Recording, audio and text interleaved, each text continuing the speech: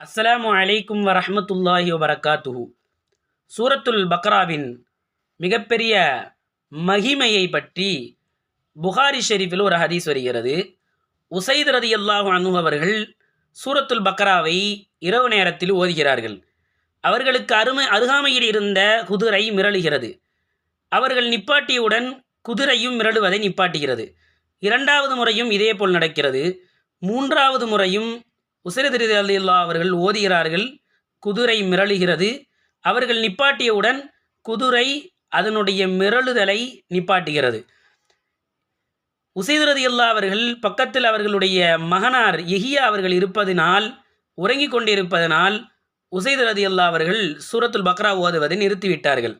மிரளுவதின் காரணமாக அந்த குழந்தைக்கு ஏதாவது ஆபத்து ஏற்பட்டு விடுமோ என்று நினைத்தவர்கள் நிப்பாட்டி விடுகிறார்கள். நபிகள் நாயகம் ஸல்லல்லாஹு அலைஹி வஸல்லம் அவர்களிடத்தில் மறுநாள் வருகிறார்கள். நாயகத்திடத்தும் கேட்கிறார்கள், யா ரசூலல்லாஹ், நான் சூரத்துல் பக்ராவை ஓத ஆரம்பித்தவுடன் என் அருகாமையில் இருந்த குதிரை மிரளுகிறது. இதற்கு என்ன அர்த்தம், ஏன் மிரளுகிறது என்று கேட்கும் பொழுது பெருமானார் ஸல்லல்லாஹு அலைஹி வஸல்லம் அவர்கள் கூறினார்கள், ஏன் நீங்கள் ஓதுவதை நிப்பாட்டி விட்டீர்கள் என்று கேட்டார்கள். உடனே உசைத் ரலியல்லாஹு அவர்கள், என்னுடைய மகனார் யஹ்யா அவர்கள் உறங்கிக் கொண்டிருந்தார்கள். மிரளுவதின் காரணமாக அந்த குழந்தைக்கு ஏதேனும் ஆபத்து நிகழ்ந்து விடுமோ என்று எண்ணி நான் ஓதுவதை நிப்பாட்டிவிட்டேன் என்று கூறினார்கள். மறுகணம் கூறினார்கள் உசைத் ரலியல்லாஹு அவர்கள், நான் வானத்தை நோக்கி பார்த்தேன். பார்க்கும் பொழுது மேகங்கள் இருக்கின்றன. அந்த மேகங்கள் ஒளி வீசுவது போல் வெண்மையாக தெரிகிறது என்று கூறினார்கள்.